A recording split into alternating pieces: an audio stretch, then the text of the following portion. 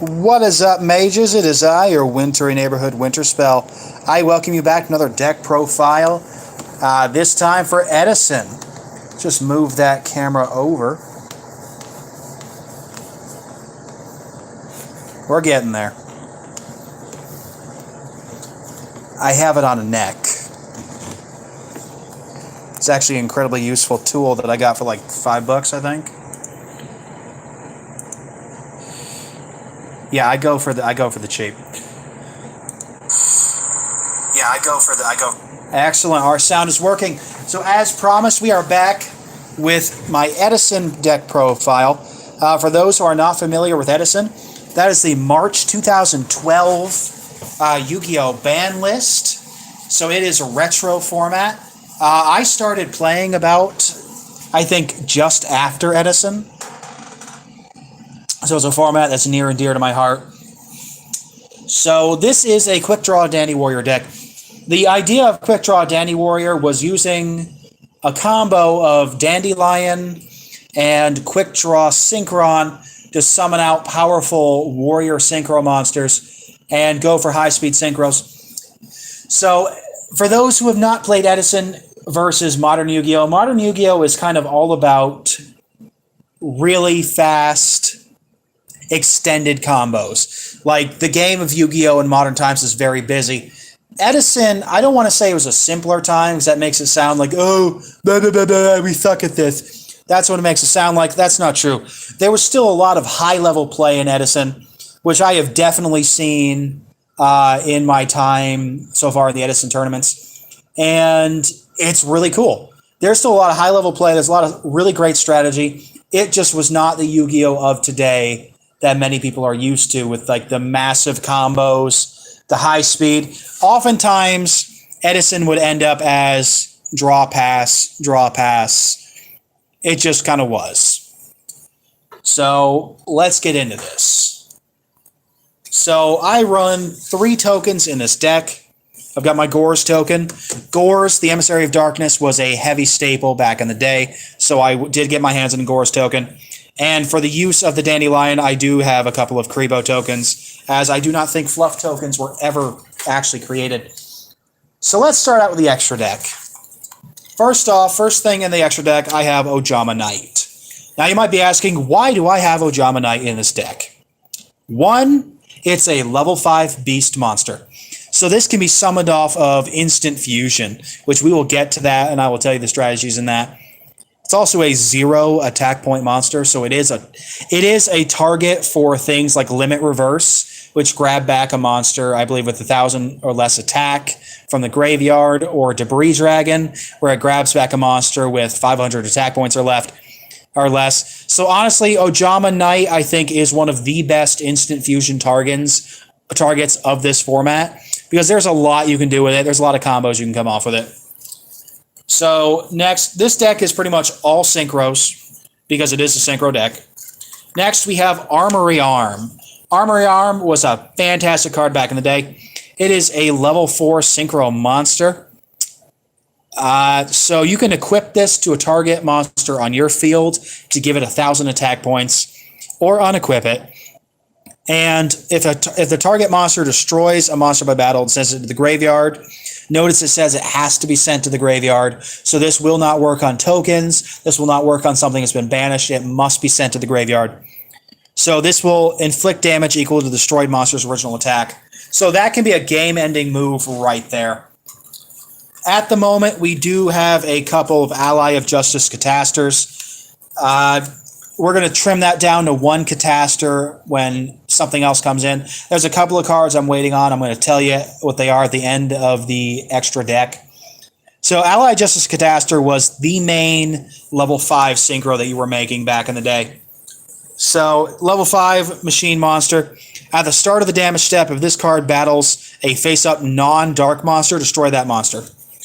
Now, this was huge, because especially since there were decks like Lightsworn back then, who were doing massive damage.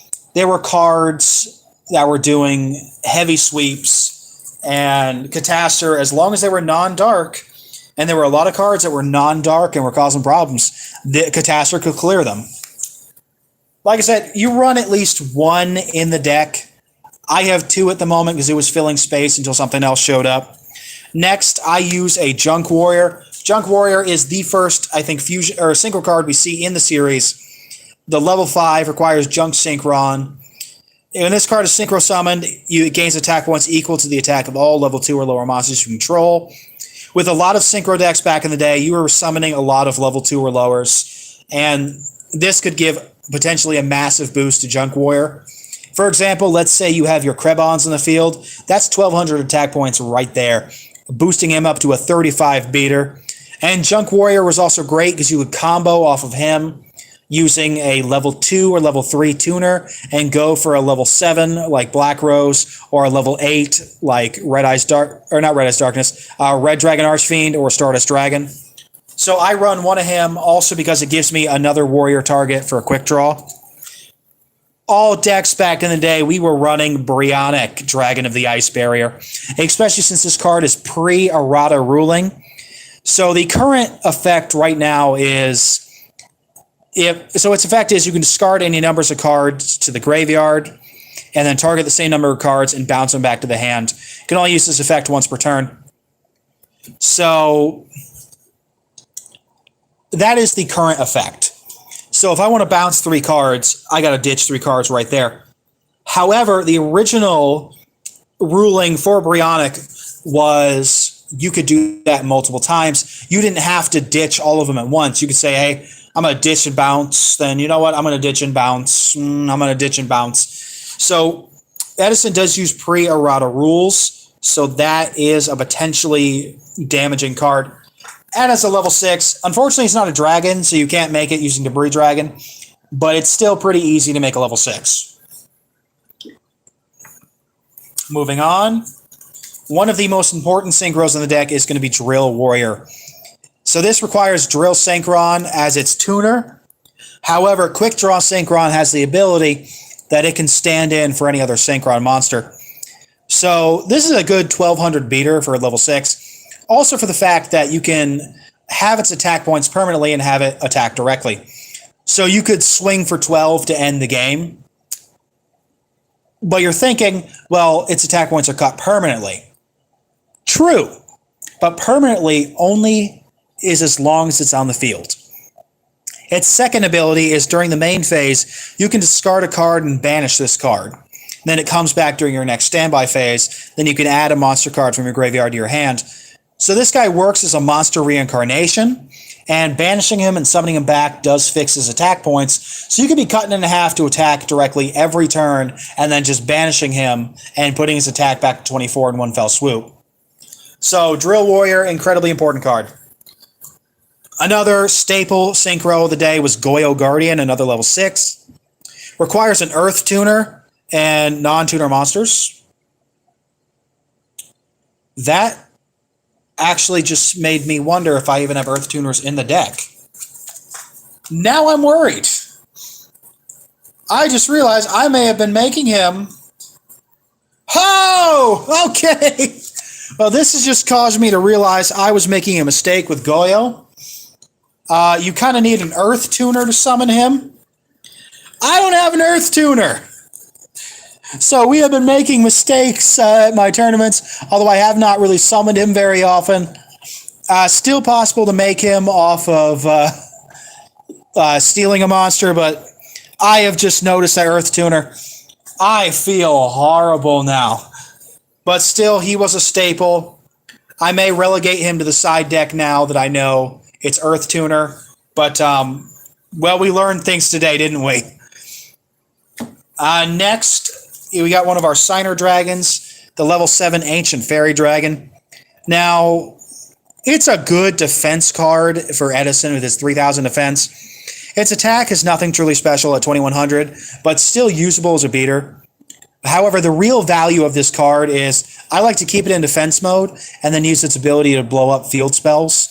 Then I gain 1,000 life points. If I have a field spell in the deck, I can then search it out as long as it's a different name. But I don't run field spells. So this is a free MST for field spells and life point gain. So pretty incredible. Next, we have everyone's favorite Nuka Dragon, Black Rose Dragon. This is the blue Black Rose Dragon. It's just a little hard to see on the camera, but the letters of the name are blue. So this is actually incredible for Quickdraw Dandywarrior decks because you can not only use its nuke effect, because when it's synchro summon, you can destroy all cards in the field. You just clear it out. Make it a Raigeki, make it a Dark Hole and Heavy Storm all in one. But you can also banish a plant-type monster from the graveyard, target a defense position monster your opponent controls, whether it's face up or face down, switch it to attack position, and its attack becomes 0 for the turn. So you can use this. Honestly, this is a great combo with Nitro Warrior, and I'm going to tell you why in just a moment. Which will bring us to Nitro Warrior, the other incredibly important warrior in this deck. So during each of your turns, if you activate a spell card, this card gains 1,000 attack points for the next attack, but during damage calculation only. Once per turn, if this attacking card destroys an opponent's monster by battle, you can change one face-up defense position monster your opponent controls to face-up attack position and attack it with this card. So this is an incredible move because you could combo this off of Black Rose's ability. So let him have that free 28 or 38 beater on that 0 attack point monster, then force another one of their monsters into attack position and essentially get either another technically direct attack or not full damage value, but still massive damage value. A kind of cool tech card I have in here that a lot of people don't think about is I run one copy of Zemin the Ape King. So this is also another reason we have the Ojama Knight, because this requires a Dark Tuner and one non-tuner beast monster, which is our Ojama Knight. So we have to use a level 2 tuner for this. Usually that's going to be Krebons or Plague Spreader Zombie, and then use the Ojama Knight as the other material. So if this card attacks, your opponent cannot activate spell or trap cards till the end of the damage step, which is awesome. And when an opponent's monster declares an attack, you can select that monster and send one monster from hand or side of the field to the graveyard to negate the attack. So that's a 25 beater with an Ancient Gear ability and an attack stopper. So people were surprised when they saw this in my deck, but honestly thought it was a good idea. So one of the most important synchros we're ever going to run in any Edison deck, Stardust Dragon. You can combo this guy off of Starlight Road. You can summon him himself. This is also my favorite card in the entire game of Yu-Gi-Oh! Stardust Dragon. Yusei Fudo's main card. So level 8 Wind Dragon Synchro Monster. You contribute this card to negate the activation of a spell, trap, or effect monster that targets a card or cards in the field and destroy it. If you negate an effect this way, he's just going to come back from the graveyard at the end of the turn. This was your biggest negator. I think one of the top 3 negators in that format. I think Starlight Road, Solemn Judgment, and Stardust were like the big negators of this format. And again, he's my absolute favorite card. I always love Stardust. I will collect any Stardust. Next, we have Red Dragon Archfiend, Jack Atlas's signature card. This guy's important because he is your defense monster clearer. So this will get you out of a Dupe Frog lock. This will get you out of a Marshmallow lock. So after damage calculation, if this card attacks an defense position monster, destroy all defense position monsters your opponent controls. This will clear you out of so many situations. This can also get you around a Raikou if your opponent's got one face down and you don't attack the Raikou. And this does destroy any monsters that you control that did not declare an attack this turn. However, that's worth it because, quite honestly, you're probably going to be attacking with everything. Or you can combo it off a Sangen, blow up the Sangen, and search your card. The last card in the extra deck I've got is Thought Ruler Archfiend. This is like the main psychic beater of this time. So if he destroys a monster by battle and sends it to the graveyard, you gain life points equal to the monster's original attack. So there's a lot of life point payment in this format. This was like the main way to get it back, and honestly, I love them. When a spell or trap card is activated that targets one psychic monster on the field and no other cards, you can pay 1,000 life points to negate and destroy it. Honestly, great move. Not as reliable as Stardust in some ways, but more reliable in other ways. Next, we're going to move on to the main deck monsters. I run 22 monsters in this deck, 10 spells, 8 traps. So first off the bat, we have a Flameveil Guard. This is a level 1 normal dragon tuner. He is there. He's another level 1 search for 1-for-1. He's another target for Debris Dragon. He gives you options. Next, we have my old buddy Tuningware. So this guy can be a level 1 or level 2 synchro material. And when he's sent to the graveyard for synchro summon, you draw a card. So he's another good target for Debris Dragon, a good target for Junk Synchron. Pair this guy with Junk Synchron, get your Armory Arm out immediately. Have a beater, have an equipper, get that free draw. It's fantastic. Of course, we run a level leader in this deck. So level leader can, by sacrificing a level of 1 level 5 or higher monster in the field, you can special summon it back from the graveyard. I would like to note this is not a once per turn ability. You can go crazy with this card, and I have done so.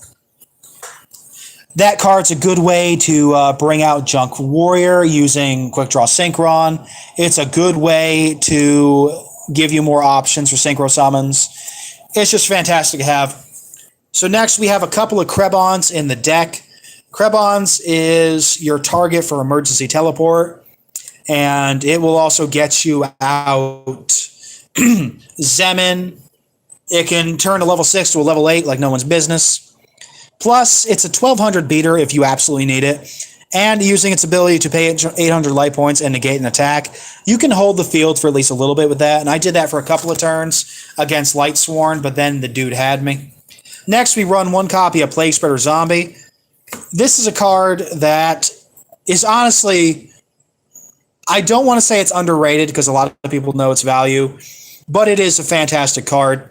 You can return 1 card from your hand to the top of the deck, special summon it from the graveyard. It will get banished when it leaves the field, but this format had a lot of ways to get back your banished cards, so that's not really something I'm worried about.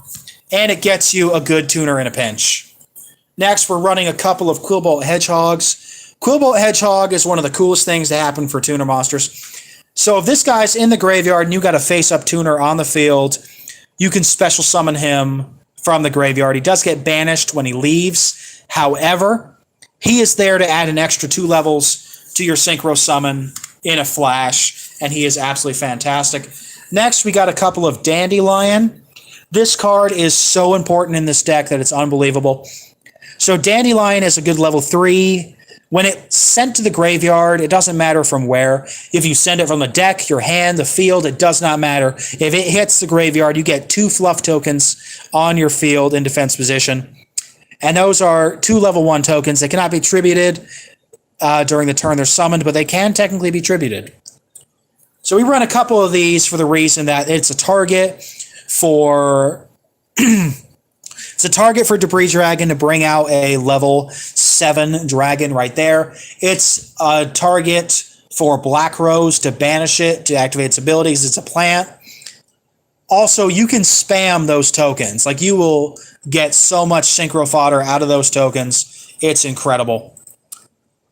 Plus, it's also a discard target for Quickdraw Synchron so that you can use the tokens to synchro summon. Next, we have a copy of Sangen, also the blue Sangen. You can actually kind of see it this time. So when this guy is sent from the field to the graveyard, you add a monster of 1,500 or lesser attack points from the deck to your hand, but you cannot activate cards or the affected cards with that name for the rest of the turn. So this guy will search out just about every single monster in your deck. He is important. Also, he's another dark type that you will have in your graveyard. One of our most important cards in the deck, we have our Junk Synchron. I run 3 of these. He is the de facto tuner for this format. So when he's normal summoned, you can special summon 1 level 2 or lower monster from your graveyard in face-up defense position with its effect negated. We run 3. There's a lot of things we could make with this. It's another dark type. It's a target for Dark Eruption. It's a target for Dark Armed. It is the de facto tuner. You can get away with running 2. I run 3 just because I use it so much. Next, even though we are not running a Blackwing deck, we are running 1 Blackwing Gale, a Whirlwind. Now, there is a reason for this. Blackwing Gale the Whirlwind can special summon itself when there's another Blackwing on the field, which we can't really do for this deck since it's the only Blackwing I have in the deck. However, the reason he is here is because he is a level 3 Dark-type tuner. He can be a 13 beater if he has to, and you can target one face-up monster your opponent controls once per turn, and its attack and defense becomes half its current attack and defense for as long as that monster is on the field. That's a permanent effect. Plus, he's a target for Dark Eruption. Next, we run one Debris Dragon. So this guy can only be a tuner for Dragon-type monsters, and the other synchro material cannot be level 4. However, when he's normal or special summoned, you can special summon one monster with 500 attack points or less from the graveyard in attack position. This will bring out all our level 1s. This will bring back our Dandelion. This will bring back quite a few things. This will bring back our Plague Spreader, I think. Yeah, I'll bring back Plague Spreader. Honestly, this card is incredible. And it can make or break the board right there. You could bring out an Iron Chain with this. You could bring out a Black Rose. You could bring out Stardust Dragon as long as you got another level 1 on the field. Or you can combo it, bring out the level 7, and then use the Left Behind tokens from the Dandelion and go for a bigger Synchro Summon. Next, because I use so many dark types, I am running a couple Mystic Tomato. This is your search out card for dark types from the deck of 1,500 attack points or less. It has to be summoned in defense position or attack position. However, this can get us Junk Synchron. This can get us Level Eater. This can get us, honestly, most things in the deck. This will get us. Also, it's another target for Black Rose. So this was a choice that some people were not understanding why I did this, and I let them know. Necroface. I run one of these. If this is normal summon, you can shuffle all banished cards into the deck. This will give me back any monster that's already been banished. This will give me back my Quillbolts. This will give me back my Plague Spreader. Puts it back in the deck for me to get again. Of course, you run 2 Quickdraw Synchrons. Quickdraw is, like I said, the stand-in for any warrior synchro monsters. Specifically named warriors, not warrior type. You can discard a monster to special summon him. He's a level 5 tuner. It's a lot of combos you can do off that with like Level Eater, the Dandelion, things like that. And because I run so many dark monsters in the deck, we do have one Dark Arm Dragon. This can only be special summoned if you have exactly 3 dark monsters in a graveyard. And you can banish a dark monster from the graveyard to destroy cards in the field. So if I was not running the dad with the build that I have, I would probably be slapped, and it would be deserved. I've mentioned Iron Chain Dragon. It is one of the cards I would like to add to this deck. I'm in the process of getting it. Iron Chain Dragon is a level 6 dragon monster, synchro monster, which you can get off of Debris. This gives Debris Dragon another synchro target. Plus, when it deals combat damage, it forces your opponent to mill 3 cards from the top of their deck. So that's just an awesome clear. Now, the other card that I'm going to add to this deck that I also have coming is Dark End Dragon. This is a level 8 Dark Dragon synchro monster that was introduced in the Yu-Gi-Oh! GX manga. Now, Light End Dragon and Dark End Dragon were introduced as effect monsters. However, for whatever reason they have, Konami, Kazuki Takahashi, and everyone, they decided to make these guys synchro monsters instead of effect monsters like they are in the manga, which I do not mind. So it requires dark-type monsters to summon. You can cut 500 attack and defense points from it permanently to send one card from the field to the graveyard. Now, I'd like to point out the wording here, send. It does not say destroy. It does not say banish. It does not say anything but send. Therefore, it can get around Stardust Dragon. It can get around anti-destruction effects. Anything that would stop destruction, it gets around because it says send. It's not destroyed, it's sent. Now let's move into our spells. First things first, we have Allure of Darkness. because I am playing a dark type deck. Draw 2 cards and banish a dark monster from your hand. If you don't have them, you can send the whole thing to the graveyard. Now, this can be awesome in 2 different ways. One, it gives you the draw 2. You can either banish an important card. For example, let's say you banish Necroface. That would force your opponent and you to banish the top 5 cards of your deck, which could be potentially game-ending. I know, I say that a lot, but it can be. It could force someone to deck out. It could make them get rid of one of the cards they really need. It's a calculated risk that sometimes you can take. Or you send your whole hand to the graveyard, and that may end up filling your graveyard with things you need. For example, Plague Splitter Zombie, Dandelion, Level Leader, Quillbolt. A lot of things are good to go to the graveyard. And speaking of that, we have one of my favorite spells, Foolish Burial. Most of the decks I play are toolbox decks. That means your graveyard is an extension of your hand. You're reaching into your toolbox and you're pulling out what you need. This will let you send 1 monster from your deck to the graveyard. Again, you can combo off of this by sending the Dandelion, getting those free tokens. You can send the tuner you need to the graveyard. You could combo, send a dark type monster, use Dark Eruption to get it back. You could send the Quillbolt, immediately summon it to be with one of your tuners. There's a lot you can do off of Foolish Burial. It's an incredibly powerful card. One of the best spells in this format is Giant Trunade. This returns all spell and trap cards from the field to the hand. Now this gets around destruction effects. Because you're just bouncing things, it will not activate Stardust's ability. It gets around Starlight Road, things like that. So this also clears the back row, so you can try to go for game, or you can try to get over a particularly powerful monster without much fear of interference. Of course, we have 1 for 1 with our 3 targets being Level Leader, Tuning Wear, and Flameveil Guard. This can also get one of your monsters in the graveyard that you need to have there, while also bringing out the level 1 that you need. Especially with that Tuning Wear, that's a level... you're searching out for the level 1, but you're getting a level 2 for it. So it gives you incredible versatility in what you want to summon. We got our Brain Control. Pay 800 life points, take control of a face-up monster till the end of the turn. This card, incredibly powerful. This can either clear a board so that you can attack for game. This can steal one of the most powerful monsters, so you can use their effect for yourself and then attack with them.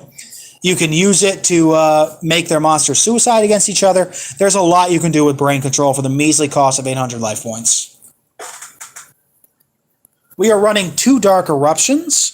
This will let you target a dark monster in your graveyard with 1,500 attack points or less and add it back to your hand. There is a lot of versatility with this card, with the build that I have. About half of my monsters you can just add back to the hand. It's incredible. It lets you pick the monster you need for the situation you're in.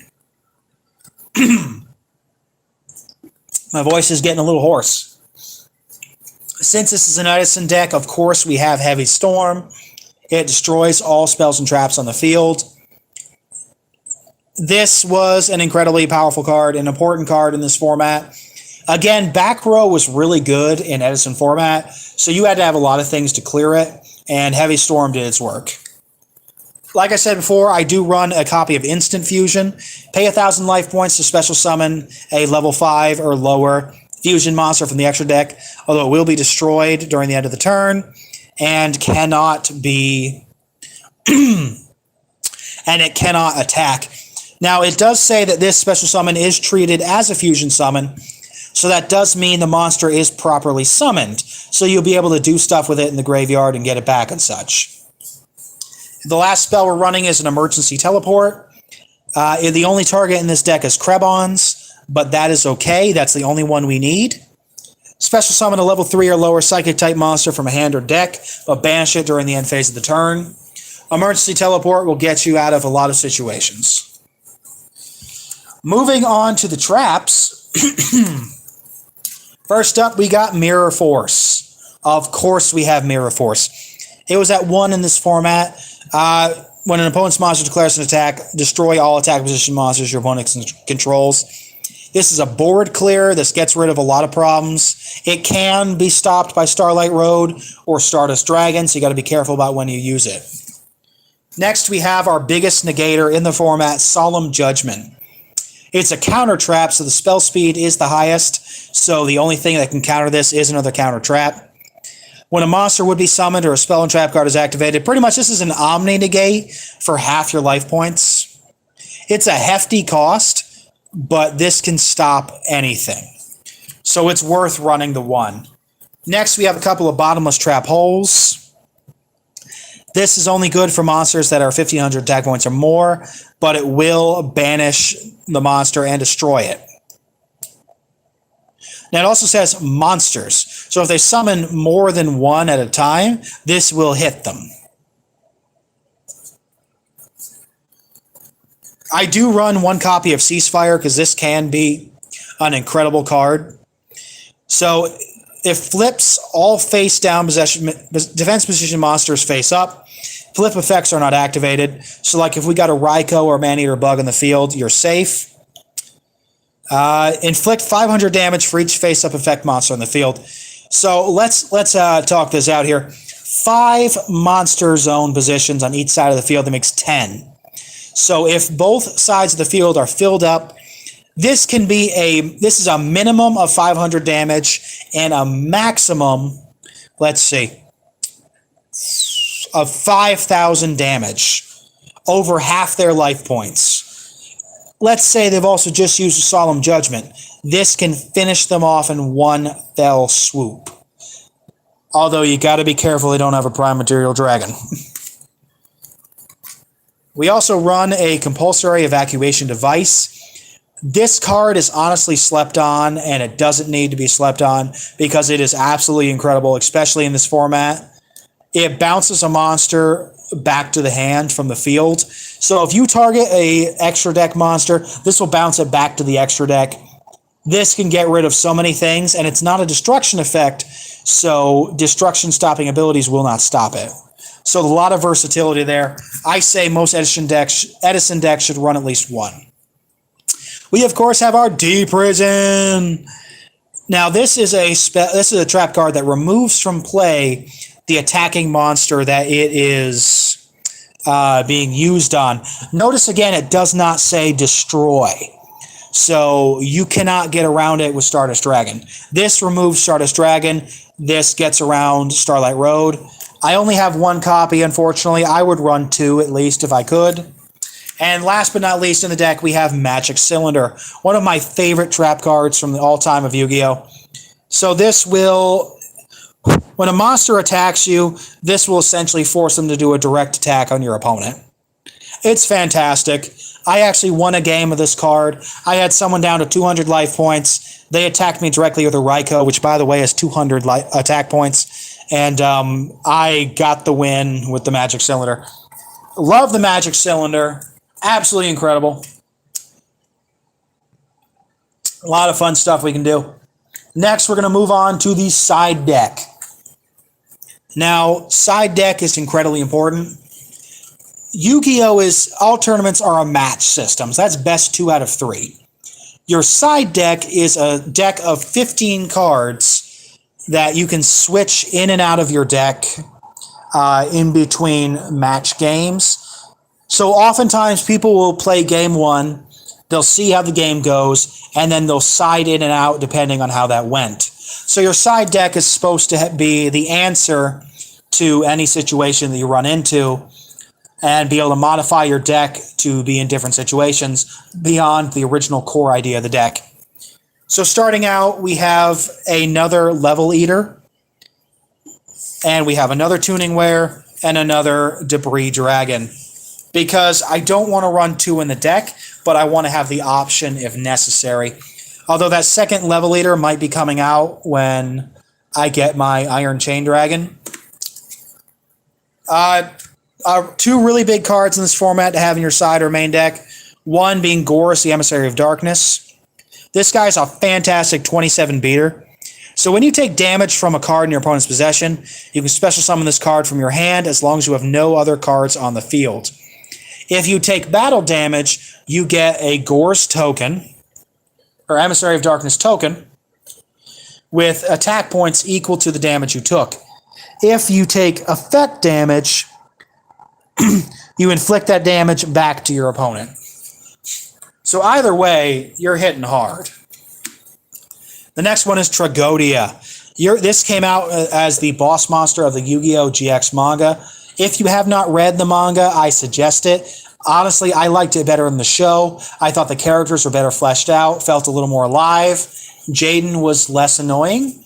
And the hero cards were absolutely incredible. I am an Elemental Hero fan from way back. It also introduced Vision Heroes and Masked Heroes. And honestly, I am all for it. So Tragodia, it's big old fiend.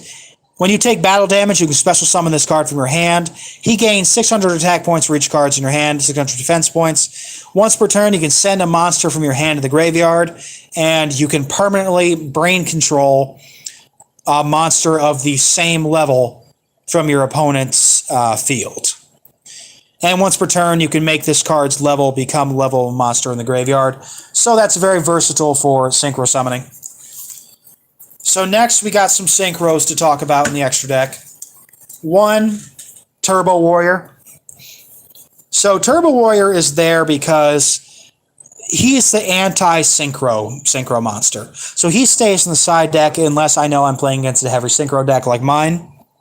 When this card attacks a level 6 or higher synchro monster, have its attack until the end of the damage step, and this cannot be targeted by the effects of level 6 and lower monsters. So there's a lot of versatility with that. I run a second Stardust in the extra deck just in case. And one of the biggest board clears of the format was Mistworm.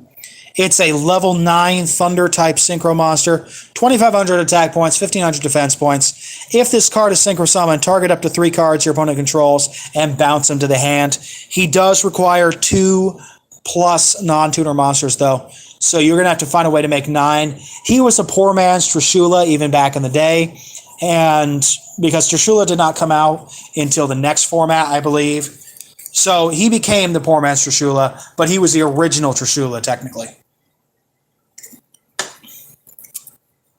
Next, one of my favorite spells, Card Destruction. Both players discard their hands and draw the same number of cards. So for a deck like this one where you want stuff in the graveyard, this card is incredibly important. This gets your stuff in the graveyard that you need, like the Quillbow and the Dandelion. But it also can force your opponent to lose important cards in their hands that they could not stand to lose.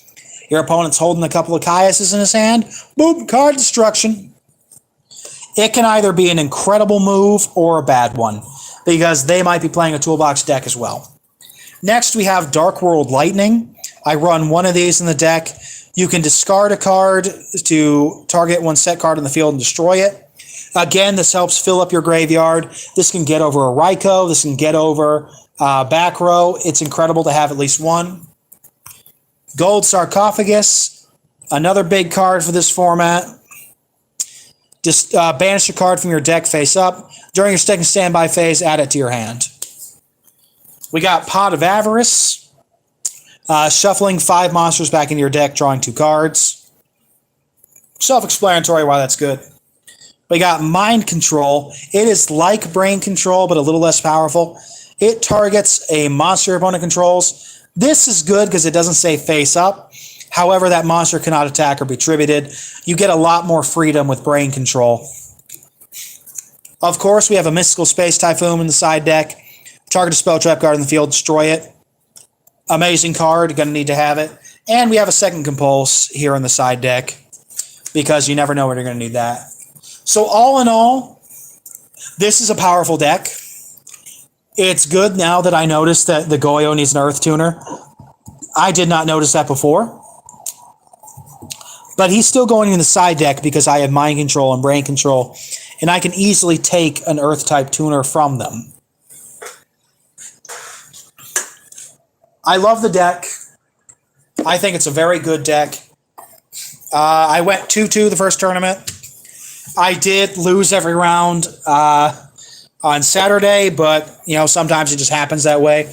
I got paired up against Lightsworn, Monarchs. I was getting smacked in the face for everything I had. And you know what? That happens sometimes. Although usually I end up going mid-range for most tournaments I go to. Mind control, like I said, yeah, it is less powerful than brain control in some ways. But in other ways, it's stronger. For example, mind control mind control can take a face-down monster that can get over the Raikou, so then you can use it yourself. Brain control lets you do a lot more with that monster, though.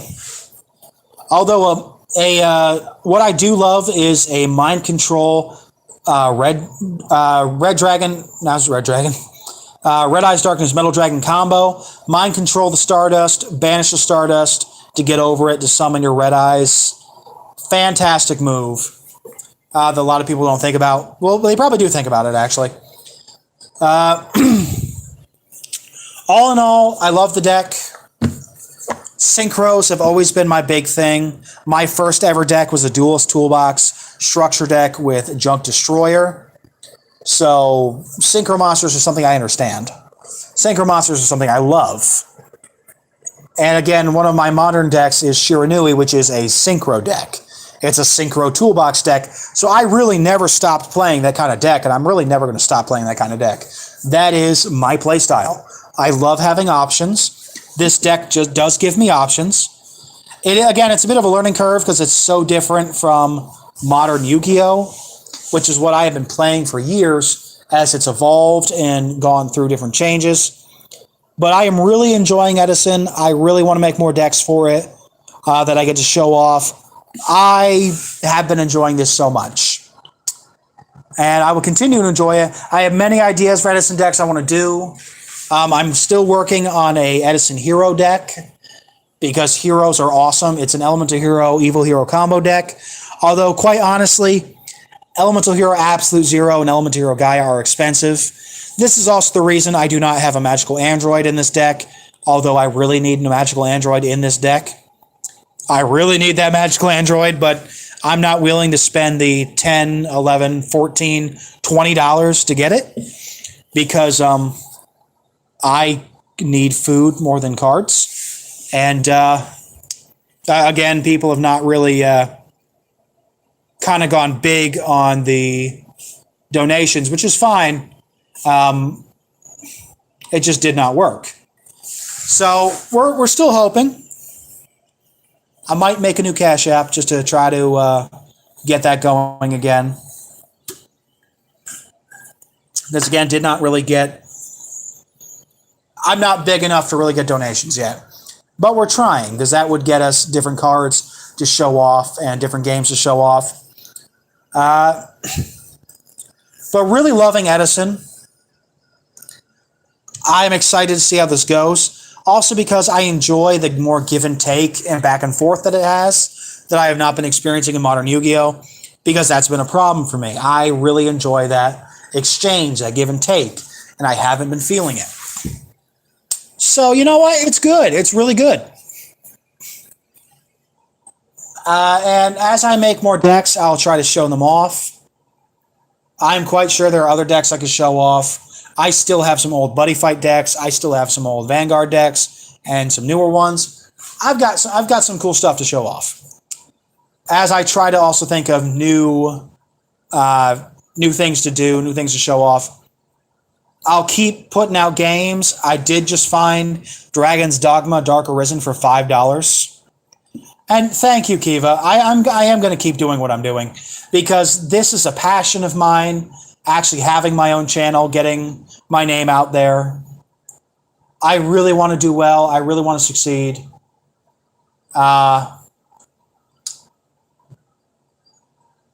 It is growing, and I really hope it keeps growing. I still would love to have a podcast one day, especially about Elder Scrolls lore. That would be fantastic. I still want to stream like a D&D campaign at some point. Even if it's just voice. So we're trying to figure out how to do that. I would need better equipment to do that. I would need a more dedicated party to do that with. There might be a way to record like a call over Discord, I believe. So I would even try to maybe get some of our fans in on the campaign because I think that'd be really cool. Kiva, you would obviously be invited because you are one of my biggest fans. Actually, you might be my biggest fan. So you know what? Hats off to Kiva, everybody. She is here for pretty much every stream. She is always giving compliments. I would say that you are definitely my biggest fan at this point. I really appreciate you, and it has meant so much having you on my channel, because you have been really supporting. You've been really showing that you love my content. So I really want to thank you for that. And like I said, if I ever get the chance to do that D&D podcast or streaming a campaign and it's over Discord, I will definitely be asking you because of what you have put into this channel.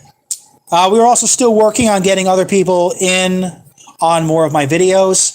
I do believe that if I connect a second controller to my PS4 and they have their own headphones, I do believe that people can join in. Like two-player games, like I have My Hero 1 Justice 2, so we can maybe show off some fighting, which would be cool. Really cool. There's a lot of things I like to do, and we're gonna make sure we do that. Although my voice is kind of hurting. Well, I mean, oh, really? I am the first streamer? Honestly, I don't know what. I honestly just thought you were a she. I think Kiva just sounded like a girl's name, so I kind of just went with it. But glad to know that I'm right. I don't like to call people the wrong thing. It's honestly a hot issue for a lot of people. Like I don't care if someone accidentally calls me a girl, but just because it's not something that offends me does not mean I'm going to discount the fact that it offends other people. So I do try to be careful with that. I don't really want to offend anyone that I don't have to offend, unless they give me a reason to want to offend them. But we get a few people like that. Someone's going to walk in screaming, "Yeah, I don't care if I offend them." Well, you know what? I will gladly call you. I will gladly call you what you are, Kiva. And what you are is you are my biggest fan, and I really appreciate you. And I'm really happy to show up for all the streams. And it really does my heart very, very warm, because it's been so hard to try to get this channel up. I've been working about 1.5 years on it at this point, and we've been hovering around the 70 subscriber mark for a little while. I think we had up to 72, but people they follow and then they decide not to follow, so it kind of goes back and forth. But we've been at 69 for about a couple of weeks, I think. So we're trying to get this up there.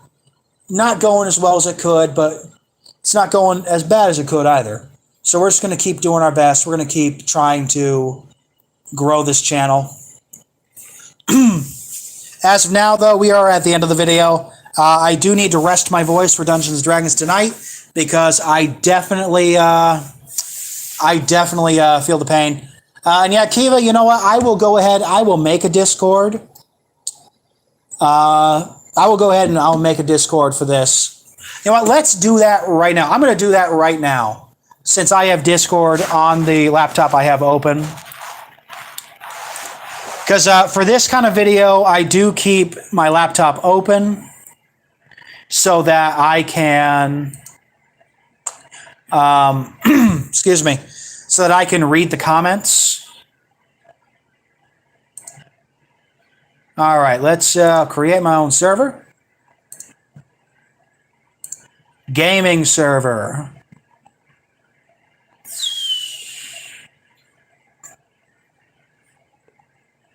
For a club or community. Looking at it, let's say club or community.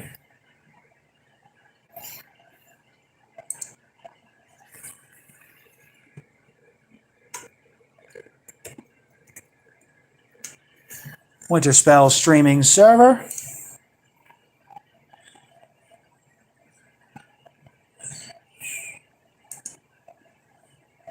All right, I think I copied the link. All right, that should be the Discord link. I just made the server.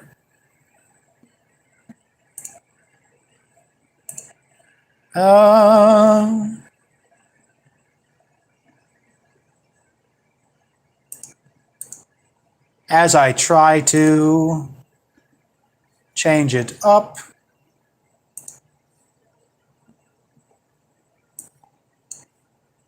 Well, I'll fix it up in a bit. But yeah, there we go. We got a Discord server now. I'll put it in the channel description so that you guys can talk to me. You can give your feedback. You can say what you'd like to see, things like that. So people, can talk to me. So I hope you guys are going to do great. Like I said, I do need to rest my voice now because it is feeling kind of scratchy. Ow, that actually kind of hurts. Thank you so much for joining me. I'll be back with more deck profiles when I'm able to get them. Until next time, this has been your Wintry Neighborhood Winter Spell. I am reminding you to stay frosty, and I will see you in the next video.